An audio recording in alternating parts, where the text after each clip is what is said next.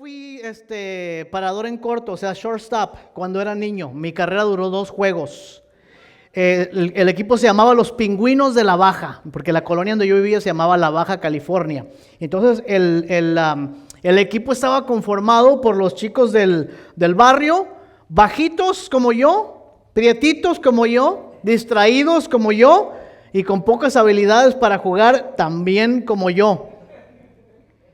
Y nuestro primer juego como equipo de los Pingüinos de la Baja, lo jugamos en la inauguración del torneo de barrios que el gobierno había organizado en la colonia y en varias colonias. Nos trajeron a un estadio muy lindo y ahí jugamos nuestro primer juego como equipo, como los Pingüinos de la Baja. En el béisbol, los que les gusta el béisbol saben que hay un término para cuando a uno le meten muchas carreras que dicen les dieron una paliza. Bueno, ese día en nuestro primer juego nos dieron nuestra primer paliza. Tremenda metida de carreras que nos dieron. El segundo juego, que es aquí donde se terminó mi carrera de shortstop, el segundo juego fue peor que el primero. En la primera base teníamos uno que no atrapaba la pelota, en el field no teníamos a nadie que agarrara las pelotas elevadas, no teníamos un buen catcher, no teníamos un buen pitcher y la gran mayoría de nosotros le teníamos miedo al pitcher cuando nos lanzaba la bola muy fuerte, nos daba miedo. Yo creo que esa vez el equipo contrario se cansó de meternos carreras y yo creo que ya dijeron, ya vamos a dejar a los Pingüinos para que no siga pasando, porque ya es como cuando Alemania se cansó de meterle goles a Brasil, ¿se acuerdan? Ay, no se acuerdan. ¿Se acuerdan que le metió 8 y luego ya dijeron los alemanes, ya párale, ¿no? Estamos en Brasil, ya no. Pues el equipo contrario se cansó de meterle carreras a los Pingüinos de la Baja y ya no nos metieron carreras. Pero en el tercer partido ocurrió lo inesperado. En el tercer partido ocurrió algo que hizo que los Pingüinos de la Baja se convirtieran en los campeones de esa temporada. El entrenador nos reunió antes de comenzar el tercer partido. Nos juntó a todos y dijo, equipo, vengan para acá. Y nos juntamos todos los chiquillos, prietillos y chaparrillos que éramos parte del equipo y nos la quedamos viendo al entrenador. Y dijo el entrenador, todos ustedes quieren que la Baja tenga un equipo campeón, ¿no es cierto? Y todos dijimos, sí. Todos ustedes quieren que sean los Pingüinos de la Baja los campeones de esta temporada y todos dijimos, sí. Y todos, dijo el entrenador, tenemos que hacer un sacrificio para lograrlo y todos volvimos a decir, sí. Ya nos estaba motivando. Y dijo el entrenador, vamos a tener que cambiar algunos jugadores. Y con la mirada todos dijimos, pues es el sacrificio que se debe hacer, ¿verdad? Nos miramos los unos a los otros. Dijimos, pues sí, a ver quién se va a ir.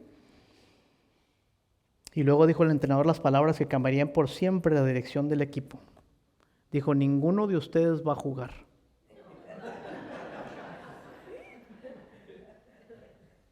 Dijo, le hemos pedido a sus hermanos mayores y a otros muchachos que jueguen por ustedes.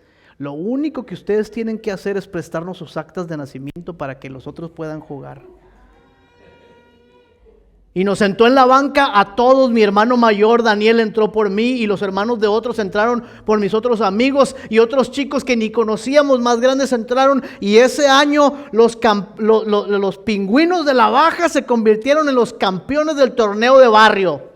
¿Qué les parece? Pero yo me quedé con una sensación muy rara en mi corazón. ¿Alguien lo han reemplazado alguna vez por alguien? La novia dijo. En el trabajo también, o luego nos reemplazan por otro empleado y dicen, y que se siente pero bien feo. Esa sensación de que no somos suficientes, esa sensación de que no nos quieren. ¿Qué siente uno cuando lo reemplazan? ¿Qué le pasa a uno cuando lo han reemplazado? A veces coraje, ¿no? Coraje, mucha tristeza. Los divorcios, por ejemplo, son una de las especialmente los divorcios por infidelidad, son una de las, en la escala del dolor que sufren los seres humanos, en la escala más alta del dolor es la pérdida de un ser querido como un padre, una madre, un hermano, un esposo, una esposa. El segundo más alto es el divorcio. Y el divorcio es fundamentalmente un rechazo a la persona y decir, tú no sirves para ser mi esposa o tú no sirves para ser mi esposo. Y entonces los sentimientos que crean o que se crean cuando alguien es suplantado, cuando alguien es reemplazado son dolor, angustia, envidia, celos, enojo, tristeza y muchas cosas más. ¿Y qué puede crear en una persona? ¿Qué puede crear en una familia? ¿Qué puede crear en una comunidad, en una iglesia, en una relación? Cuando alguien piensa que ha sido desplazado o que ha sido suplantado, ¿verdad que puede romper por completo las relaciones con alguien? Y a veces debiera, pero cuando no es intencional, el hecho de que yo me sienta que me están queriendo reemplazar, inmediatamente dice, oye, yo no quiero estar en esa relación. Muchas personas abandonan su trabajo en cuanto empiezan a sentir que el compañero está ganando el favor del patrón y luego dicen, pues ya él es su preferido, ya para qué, mejor busco otro trabajo. Muchas personas en las iglesias abandonan la iglesia cuando se dan cuenta que el pastor ya no parece ponerle la misma atención que antes, o que los hermanos con los que antes se juntaban ya no se juntan tanto con ellos, o se fueron unas familias que eran sus amigos y dice uno, mejor no vale la pena seguir. Se siente feo eso de ser reemplazado, ¿no es cierto? Puede romper por completo la unidad que hay en una familia, en una relación y hasta en una iglesia. Es más, puede romper por completo la relación en un país. La situación política que vivimos en nuestro país ahora en este momento tiene que ver precisamente porque un gran grupo de personas dicen, es que nos han reemplazado. Antes éramos así y ahora somos asá, ya no somos un país completamente diferente. Nos reemplazaron por otro grupo de personas. Este es precisamente un problema que vamos a ver hoy en la Escritura. Es el problema que Pablo está tratando en los capítulos de 9 al 11 del libro de Romanos. Aquí es donde quiero que estemos hoy en esta mañana. Estos capítulos son capítulos un poco difíciles y son muy largos y los vamos a tratar todos en menos de 30 minutos, espero yo. Y la pregunta con la que quiero que iniciemos es la siguiente: ¿qué implicaciones tiene este pasaje para nosotros? ¿Y cómo podemos imaginar una comunidad unida y que se mantenga en unidad a pesar de lo que ocurra entre nosotros? Vayan rápidamente a Romanos capítulo 9, capítulo 10 y capítulo 11. No vamos a leer todo el pasaje porque no podemos, porque se acabarían las 2 horas que me dieron para hablar nomás leyendo. Pero les voy a invitar que en su casa ustedes lean este pasaje. Voy a iniciar con algunos de los versículos que están en algunos de los capítulos. Por ejemplo, Pablo inicia diciendo, la verdad les digo en Cristo y no miento, y mi conciencia me da testimonio en el Espíritu Santo que tengo gran tristeza y continuo dolor en mi corazón, porque deseara yo mismo ser maldito o anatema separado de Cristo por amor a mis hermanos, los que son parientes según la carne, que son los israelitas. Y luego más adelante viene a decir que ellos no han recibido la palabra del Señor. En el capítulo 10 el apóstol Pablo va a volver a decir lo mismo y dice, hermanos, ciertamente el anhelo de mi corazón y mi oración es a Dios por Israel para su salvación, porque les doy testimonio que tienen celo de Dios, pero no conforme a ciencia, porque ignorando la justicia de Dios y procurando establecer la suya propia, no se han sujetado a la justicia de Dios. Y así sigue con ese mismo argumento. Y luego en el capítulo 11... vuelve otra vez a hablar de lo mismo y dice, digo pues, ¿ha desechado Dios a su pueblo? Y contesta, en ninguna manera, porque también yo soy israelita, de la descendiente de Abraham y de la tribu de Benjamín. No ha desechado Dios a su pueblo, al cual antes conoció. ¿Cuál es el problema que está tratando Pablo aquí? Está tratando el problema de 2 grupos grandes de personas que conformaban la iglesia. Una eran obviamente los judíos, que eran los que habían recibido el evangelio inicialmente, y otros eran los gentiles. ¿Se acuerdan cuando comenzamos esta serie de predicaciones acerca de Romanos? Dijimos que uno de los problemas que existía en la iglesia en Roma era que cuando los judíos fueron desplazados o fueron exiliados por el emperador, y cuando regresaron otra vez a la ciudad de Roma, la ciudad había cambiado completamente, la iglesia que ellos habían dejado había cambiado completamente y había una desaveniencia entre los dos grupos principales. Entonces Pablo les escribe a los romanos precisamente para hablarles acerca de este asunto de la unidad. Antes de que vayamos directamente al pasaje, quiero decirles dos cosas. La primera es que esta va a ser la exposición más corta que ustedes hayan oído jamás de los 3 capítulos más complicados del Nuevo Testamento, ¿ok? No voy a entrar en todos los detalles de los pasajes porque estoy queriendo romper el récord del predicador que abarca más capítulos en una sola predicación. Así es que va a ser 3 capítulos, pero de una manera muy escueta, muy corta. Segundo, no voy a hablar de lo que usualmente los predicadores hablan cuando usan este pasaje. Usualmente cuando ustedes escuchen una predicación de este pasaje, van a escuchar una predicación acerca de la elección, de a quién ha elegido Dios para ser salvado y quiénes son los elegidos y quiénes son los elegidos, etcétera, etcétera, etcétera. Pero no voy a hablar de eso necesariamente porque yo no creo que Pablo está enseñando la doctrina de la elección en este pasaje. Creo que Pablo está tratando un problema mucho mayor que una doctrina.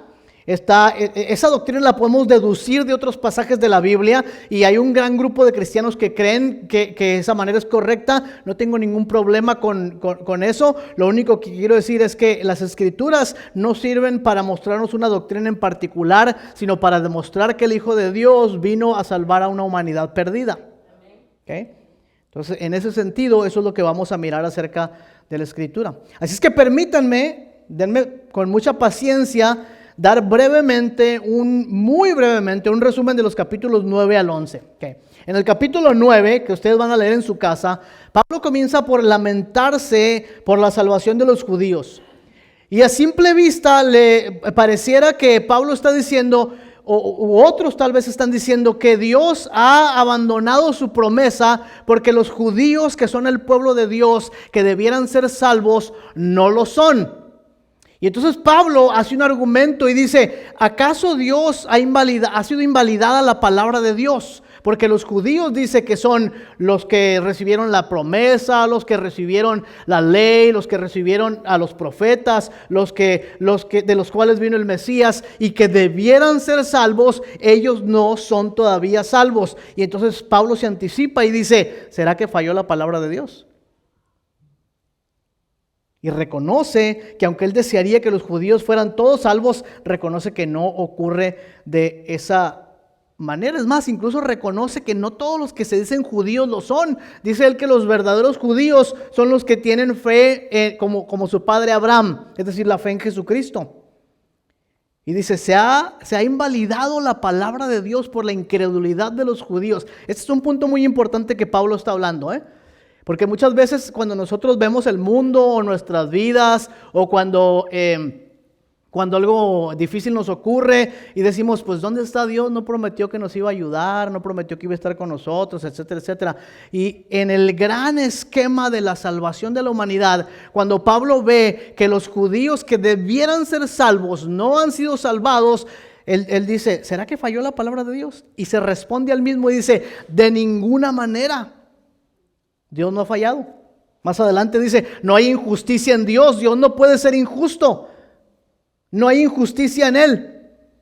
Porque la salvación, dice, no depende ni del que quiere, ni del que corre, sino de ¿quién?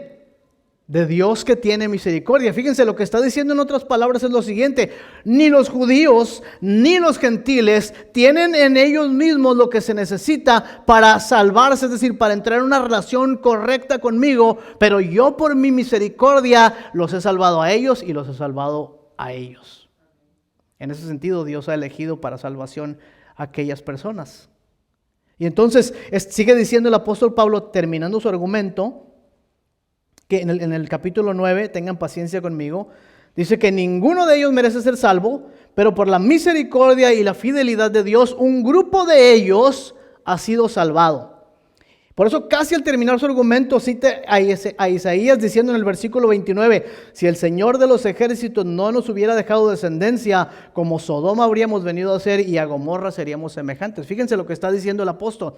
Está diciendo que los judíos ni los gentiles merecían ser salvos. ni elegidos, ni lo que sea que usted quiere ponerle en ese lugar. Ninguno dice, pero si no hubiera sido por Jehová de los ejércitos, hubiéramos sido como Sodoma, hubiéramos sido como Gomorra. Aquí hay algo muy importante para nosotros, porque nosotros podemos pensar en este justo momento, en nuestra misma relación con Dios. Y lo que tenemos que hacer es dar gracias a Dios por su misericordia y por su fidelidad. Porque si no hubiera sido por Dios, ni tú ni yo pudiéramos ser salvos.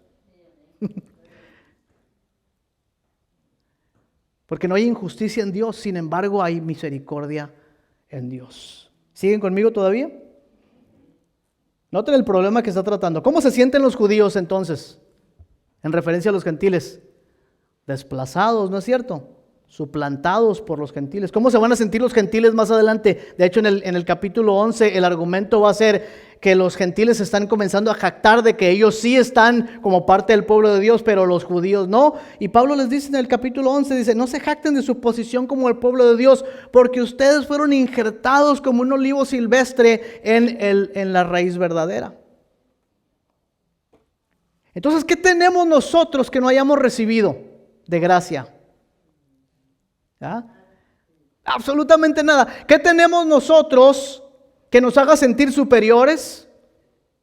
Que nos haga sentir mejores, que nos haga sentir los electos, que nos haga sentir más santificados, que nos haga sentir mejores y más entregados que otros. ¿Qué tenemos nosotros que no hayamos recibido por la gracia de Dios? Absolutamente nada. La primera señal de que nuestras vidas se están encaminando por un camino oscuro es cuando nos comparamos con otros, o cuando comparamos nuestros propios logros, o cuando vemos a los demás y decimos, a mí se me hace que yo no estoy tan mal. Yo veo muchos servicios en línea de otras iglesias que ponen sus servicios en línea, su música y todo, y la primera cosa que hago inmediatamente yo me voy a donde están cantando en la música así, y después que los escucho por 30 segundos digo, nosotros no estamos tan mal, viéndolo bien no cantamos tan feo. Estos que tienen no sé cuántos miles de dólares invertidos en su grupo, mírenos cómo cantan, y nosotros con tan poquito hemos logrado tanto. Regularmente esa es la manera como pienso al ver este tipo de cosas. Y luego el Señor mismo y mi misma conciencia me reprende y dice, ¿qué tienes tú que no te haya sido dado de gracia? Absolutamente nada. La semana pasada estábamos aquí llorando porque 4 de los 5 que cantamos andábamos malos de la garganta. Así que un pequeño virus puede derribar por completo nuestro gran deseo de ser los mejores cantantes del mundo, ¿no es cierto? ¿Qué tienes tú que Dios no te haya dado? ¿Qué tienes hoy que no has recibido por la gracia de Cristo? ¿Y qué debes sentir? ¿Y cuál es el verdadero sentimiento que debe existir en una persona que sabe que lo que tiene en este momento o lo que es en este momento es exclusivamente porque Dios ha tenido misericordia de ellos? ¿Ves a los que son diferentes? ¿Ves a los que son peores que tú? ¿O más malos? ¿O menos entregados? ¿O no son tan generosos como tú? ¿O no son tan buenos como tú? ¿Ves a todos esos? La pregunta que tienes que hacerte es, ¿qué tengo yo que no he recibido por la gracia de Jesucristo?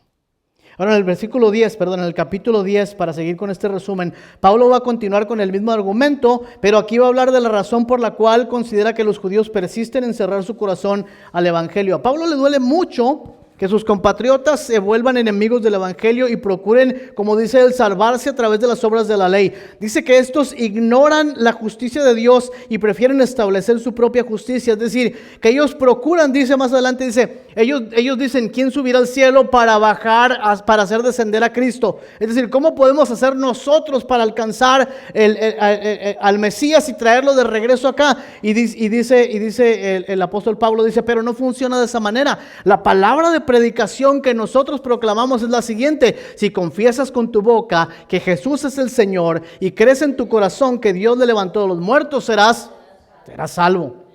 Dice, los judíos andan apuradísimos tratando de lograr algo, y el Señor ya ha dicho en su palabra que la fe en el Señor Jesucristo es necesaria para la salvación. Entonces ellos procuran, dice, hacer descender al Señor, a Cristo de los cielos, pero dice el apóstol, esto ya ocurrió, dice, los venimos proclamando desde hace buen tiempo, que si confiesas con tu boca que Él es el Señor, entonces serás salvo. Y dice todavía más, en el versículo 18, Él mismo se hace su propio argumento, porque alguien pudiera decir, bueno, pero ¿qué tal si ellos no han escuchado el Evangelio, no? ¿Verdad? Y alguien pudiera hacer un argumento también hoy en nuestros días y decir, bueno, pues es que a mí nadie me ha dicho nunca de lo que Dios ha hecho por nosotros. Mire, si usted ha estado aquí una vez por más de 30 minutos, ha escuchado lo que Dios ha hecho por usted en Cristo. O sea que ninguno de los que estamos aquí hoy presentes puede tener una excusa jamás y volver a decir, es que a mí nadie me dijo. Y los judíos estaban, y Pablo se anticipa este argumento y dice, ¿cómo van a oír ellos si no hay quien les predique? ¿Y cómo van a predicar si no se les envía? Y luego más adelante hay un pasaje que hay una escritura ahí, un versículo que es muy interesante. En el versículo 18 dice, ¿pero acaso estos no han oído? ¿Acaso ellos no han oído la palabra de Dios? ¿Acaso ellos no han recibido las promesas del Evangelio? Y Pablo tiene que volver a responder en el versículo 18 del capítulo 10 y dice, por todo el mundo ha salido la palabra del Evangelio. Es decir, que ellos han escuchado la palabra de Dios y la han rechazado. Y Pablo les recuerda, citando al profeta Oseas, les recuerda lo que el Señor dice a Israel en el versículo 21, dice, todo el día extendí mis manos a un pueblo rebelde y contradictor. Todo el día, dice el Señor. Primero dice, no son salvos los judíos. Segundo dice, no son salvos porque tal vez no han escuchado el Evangelio. Y luego dice, no es cierto, porque el Señor mismo les ha dicho, todo el tiempo extendí mis manos a ustedes, que son un pueblo rebelde y contradictor. ¿Recuerdan a Israel en el desierto? ¿Recuerdan las quejas de Israel en el desierto? ¿Recuerdan cuando llevaban 3 días de camino después de haber sido liberados de Egipto y dijeron, para eso nos trajiste a este lugar, para matarnos en el desierto? Y llevaban una semana habiendo visto que Dios había abierto el mar rojo y habían caminado por en medio de él y habían llegado a un lugar y dijeron otra vez a Moisés, dijeron, para eso nos trajo Dios aquí, para matarnos de hambre. Y pasaron unos cuantos meses y le dijeron al Señor, estamos hastiados del pan del cielo que nos envías todos los días porque queremos comer un poco de carne.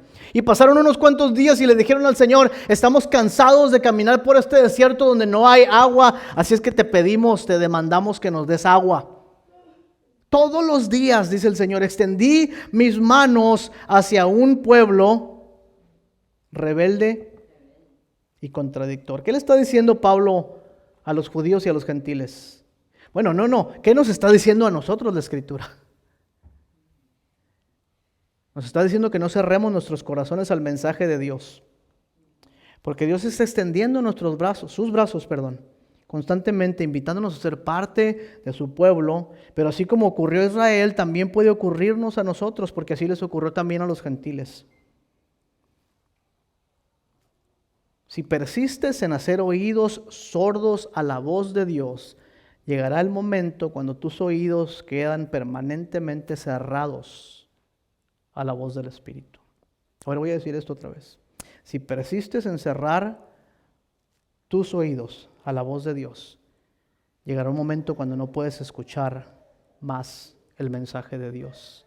El que tiene oídos para oír, oiga lo que el Espíritu le dice a la iglesia. En el capítulo 11, Pablo va a cerrar el argumento preguntando una vez más, ¿ha desechado Dios a su pueblo? ¿Dios ha suplantado a Israel con los gentiles? Seguramente que no, dice en el capítulo 11.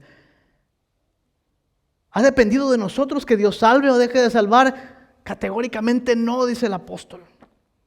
Y entonces dice, ninguno de ustedes entonces debe de jactarse el uno contra el otro, y no deben dejar de procurar la salvación del uno o del otro, y no deben apartarse en superioridad o en inferioridad o en temor los unos de los otros, porque Dios no ha reemplazado a nadie. Al contrario, Dios ha creado de los dos una nueva humanidad. Dios ha hecho un solo hombre de los dos. Eso tiene tremendas implicaciones para nosotros. Por un lado, la confianza de que no depende de mí absolutamente, sino de Jesucristo y del sacrificio que ha hecho. Segundo, la certeza de que somos del Señor y jamás vamos a dejar de ser del Señor. Y finalmente, la firme exhortación de la palabra de Dios de no desoír lo que el Espíritu Santo quiere decirle a cada uno de nosotros hoy. Entonces la pregunta es, ¿qué me está diciendo el Espíritu Santo a mí hoy? ¿Tengo los oídos abiertos para escuchar lo que el Espíritu quiere decirme hoy?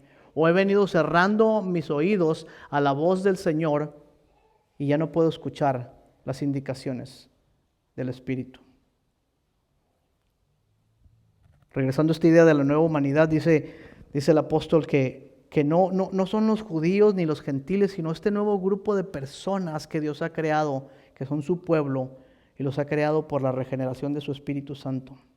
Es como imaginarse que uno tiene dos ingredientes muy comunes en la casa, la harina y el agua.